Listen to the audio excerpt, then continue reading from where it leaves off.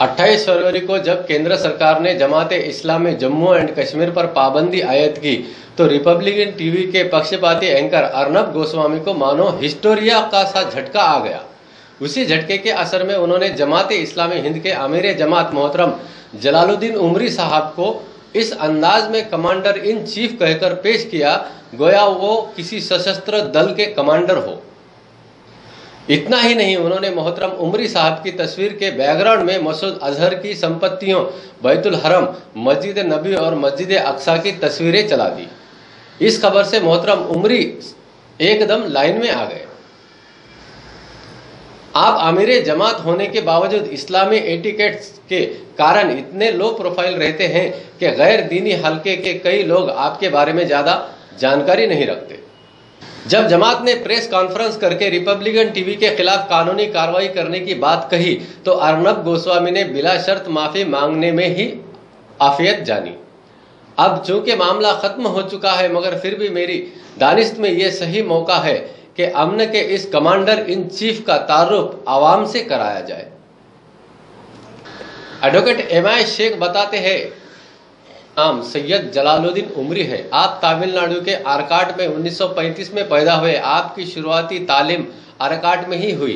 बाद आज़ाद जामिया दारुस सलाम उमेराबाद तमिलनाडु में आपने दाखिला लिया। 1952 में फाजिल की सनद हासिल की। साथ ही मद्रास विश्वविद्यालय से फारसी भाषा में मुंशी का कोर्स मुकम्मल किया। पढ़ने के शौक के चलते आप यहीं पर नहीं रुके, बल्कि आपने अलीगढ़ मुस्लिम विश्वविद्यालय से इंग्लिश में बीए किया। जलालुद्दीन उमरी साहब का शुमार दुनिया के बेहतरीन आलिम दिन में किया जाता है। आप अपने इब्तदाई जिंदगी में ही जमाते इस्लामी से जुड़े। आपने 3 दर्जन से ज्यादा किताबें लिखी है, जिनमें से 1 मारूफ व मुनकर, 2 इस्लाम की दावत, 3 इस्लाम औरतों के हुकूक और उन पर एतराजात का जायजा, 4 सेहत और मर्ज और इस्लाम की तालीमात, 5 इस्लाम में खिदमत खल्क का तसव्वुर जैसे बेस्ट सेलर किताबें हैं शामिल हैं।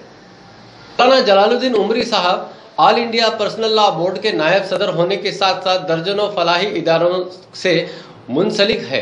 आपने दुनिया भर की तंजीमों की दावत पर कई आलिम इस्लाम का सफर किया हुआ है। इतना ही नहीं, आज भी कई मुस्लिम मुल्कों में मेहमान जब दिल्ली में आते हैं तो उनके कई मरकज़े जमाते इस्लामी में आकर आपसे मिलकर फख्र महसूस करते हैं। खुद जमाते इस्लामी में तो आपका एहतराम इतना है कि उसे लफ्ज़ों में बयान नहीं किया जा सकता। आपकी अमारत में जमाते इस्लामी हिंद मुल्क भर में मजहबी, सामाजिक और शैक्षणिक जैसे कई क्षेत्र में काम करती है। इस लिहाज से आपके बारे में कहा जा सकता है कि हाँ, वो कमांडर इन चीफ है, मगर किसी सशस्त्र दल के नहीं, बल्कि पीस आर्मी ऑफ इंडिया के। जमाते इस्लामी हिंद वाहिद जमात है जो हिंदू मुस्लिम एकता के लिए 1941 से कोशा है। इसलिए कि जमात के बानी सैयद अब्दुल आला मौदूदी रहमतुल्लाह अलैह ने जहां सावरकर के हिंदू राष्ट्रवाद का विरोध किया था, वहीं मुस्लिम लीग के मुस्लिम राष्ट्रवाद का भी विरोध किया था। जमाते इस्लामी पूरे इंसानियत के भलाई की बात करती है और ये भलाई इस्लामी तालीमात को आम करने से आएगी, इस बात पर विश्वास रखती है। इसलिए दीन की स्थापना को अपना उद्देश्य मानती है। समाज सेवा के काम में जमाते इस्लामी सबसे आगे रहती है। कई दवाखाने, बिलासुदी पथ संस्थाएं, स्कूल, कॉलेज जमात मुल्क भर में चलाती है। प्राकृतिक आपदा में जमात अपनी खिदमत किसी भी धर्म में फर्क किए बिना सबको देती है। पिछले दिनों केरला में आई बाढ़ के बाद जमात ने रिलीफ का बड़ा काम किया। बाढ़ग्रस्त के लिए जब घर बनाकर दिए तो मुसलमानों के साथ साथ हिंदू जरूरतमंदों को भी बनाकर दिए। अब एक नजर डालते हैं जमाते इस्लामी जम्मू एंड कश्मीर पर। एक बात स्पष्ट है कि जमाते इस्लामी जम्मू एंड कश्मीर और जमाते इस्लामी हिंद का आपस में कोई संबंध नहीं है। जमाते इस्लामी के बानी सैयद अब्दुल आला मौदूदी रहमतुल्लाह अलैह के विचार इतना प्रभावशाली थे कि उनके विचारों को दुनिया के कई मुल्कों ने स्वीकार किया। इसलिए जमाते इस्लामी हिंद के साथ साथ Jamaat-e-Islami and Jammu and Kashmir Bangladesh, Saudi Arab, संयुक्त अरब अमीरात ही नहीं, ग्रेट ब्रिटेन में भी जमाते इस्लामी मौजूद है, जिनमें से कई वेबसाइटें भी नेट पर मौजूद है, लेकिन इनका आपस में कोई संबंध नहीं है। इनकी मिसाल ऐसी है जैसे कि भारत में पश्चिम बंगाल के तृणमूल कांग्रेस है तो महाराष्ट्र में राष्ट्रवादी कांग्रेस है। दोनों के नाम कांग्रेस कॉमन है, मगर दोनों में कोई संबंध नहीं है। जमात इस्लामी की स्थापना 26 अगस्त 1941 को लाहौर में हुई। मुल्क का जब बंटवारा हुआ तो जमात इस्लामी हिंद 1948 में बनी। उस वक्त जम्मू एंड कश्मीर का इलाका भी जमात इस्लामी हिंद के अंदर आता था। लेकिन 1952 में जमात ने जम्मू और कश्मीर का वादग्रस्त स्थान को देखते हुए 2 रुकनी कमेटी का गठन किया, जिसमें मोहतरम अहरार और गुलाम रसूल अब्दुल्ला शामिल थे। उन्होंने जमात इस्लामी जम्मू एंड कश्मीर को जमात इस्लामी हिंद से अलग करने की सिफारिश की।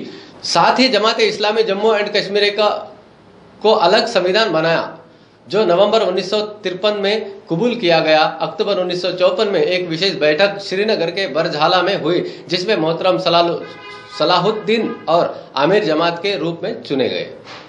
जबकि जमात इस्लामी हिंद का संविधान 13 अप्रैल 1954 से लागू किया गया। इस तरह जमात इस्लामी हिंद और जमात इस्लामी जम्मू एंड कश्मीर को एक समझना अज्ञानता के सिवा और कुछ नहीं। जमात इस्लामी हिंद का लिखित संविधान है। इतना ही नहीं, हर 4 साल का प्लानिंग जिस दिन बनता है उसी दिन प्रेस में रिलीज करवा दिया जाता है। जमात आने वाले 4 सालों में क्या करने जा रही है। जमात किसी भी खुफिया गतिविधियों और हिंसात्मक कार्रवाइयों में विश्वास नहीं रखती। ये बात इतिहास से साबित है। जमात इस्लामी जम्मू एंड कश्मीर उस राज्य की इतनी प्रभावशाली जमात है कि 2 मुख्यमंत्री रहे, मोहतरमा महबूबा मुफ्ती और उमर अब्दुल्ला, जो कि आपस में एक दूसरे के कट्टर प्रतिस्पर्धी विरोधी है, फिर भी जमात को लेकर एक सुर में बोल रहे हैं। दोनों ने जमात पर लगाई पाबंदी का खुल के विरोध किया। इतना ही नहीं, बीबीसी हिंदी सर्विसेज ने 4 मार्च को अपना न्यूज बुलेटिन दुनिया में एक रिपोर्ट प्रकाशित की है, जिसमें जम्मू एंड कश्मीर की आम जनता की प्रतिक्रियाएं दिखाई गई है, जिसमें लोगों ने जमात की पाबंदी का खुलकर विरोध किया है। जमात इस्लामी हिंद ने इस प्रतिबंध का विरोध किया है।